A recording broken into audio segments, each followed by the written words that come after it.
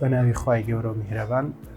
لە ئێستادا نەخۆشێکی تەمەن نزیک 50 ساڵیمان هەیە بەهۆی سەوزەی نەشۆراوەوە، کرمێک لە ڕێگەیەوە کە دەبێتە هۆی دروستبوونی کیسی جگەر یاسیەکان. پێش 4 ساڵ نەشتەرگەری جگەر و سی لایچەپی بۆ کراوە و لایچەپی لە ڕێگەی نەشتەرگەری فەتحسەد ڕواداکردنەوەی سنگ بۆ ئەنجام درراوە، بەڵام لە ئێستادا لە لای ڕاستی دوو کیسی بچووکمان هەیە، بەشی دواوەی سی ڕاستی بەشی خوارەوە و بەشی پێشەوەی سی ڕاستی هێروا بەشی خوارەوە. ئەم کیسانە هەیە و ئێمە لە ئێستادا ئینشاڵڵا لە ڕێگەی نازووری سنگ بە کونێکی 2 سانتیمی لە بنباڵیەوە هەوڵ دەین هەردوو کیسەکەی بۆ لاب بین بە هیوایەوەی کە سوود لەم نەشتەرگەریە وەرگێت.